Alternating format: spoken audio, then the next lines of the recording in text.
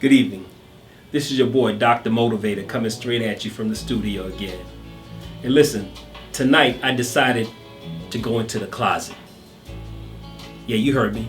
I decided to go into the closet. But not only am I going to the closet, I'm going to take my wife with me, and I'm going to turn off the lights, and I'm going to close the door, because I want to have a conversation with her. You see, a lot of times when I'm conversing with my wife, I have a bad habit of trying to think what she's thinking in her head when I bring things up. You see, a lot of times, the body language, the eyes, they say a lot, and a lot of times we read them so wrong. But I'm going to share a story with you. The reason why I decided to go into the closet is because I was talking to a young man this past weekend, and he was telling me he was having some problems with his spouse. And he shared with me that one of the reasons why they're having problems is because communication is lacking. Like when he tries to talk to her, her demeanor, her look is just not receptive to him.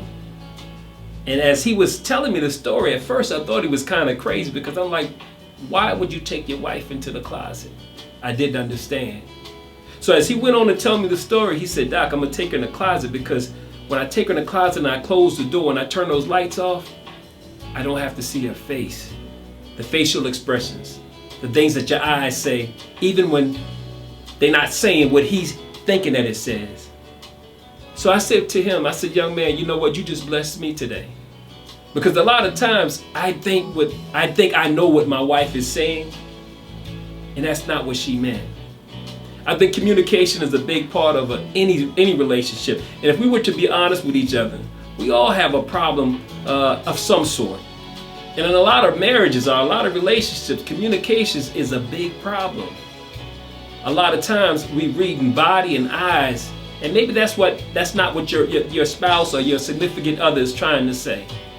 But for me, I'm learning, right? I'm learning to speak on how I feel and not try to speak for the other person. You know, after 35 years of marriage, I'm not going to say it's easy, because it's not easy.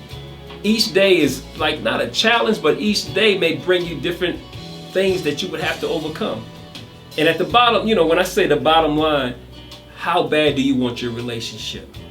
How bad are you willing to compromise in some situations that you may feel like you shouldn't have to compromise in? I think it's a give and take on both sides. You know, if I handled things the way I saw, if I handled things the way that I saw when I was younger, and I would have an excuse to say that's the way I handle it. But you know what? When you know right, and you've seen other ways to handle situations, and you revert back to what I call your default mode, because we all have one. I don't care how much you sit here and say, well, you know, it's easy for me to just renew my mind and move forward. Because a lot of times when you get into those situations, you revert back to what your default mode is. And I know what mine is, you know, running, sometimes just going away and not dealing with the situation in hand. I don't know what your problem is, you know. I don't know the reason why you would have to go to the closet. But I know for me, going to the closet sometimes would allow me to speak more effectively to my spouse. Now, physically, I don't have to go in the closet, but if I think about the closet in my mind, maybe that'll help me better communicate with my spouse. You know, we all have issues. Everybody. Some folks just, you know, we just act as if we don't. Let me tell you, there's a lot of hurting people out there. And as I told you before, it is my passion to try to make change in the people that I come in contact with.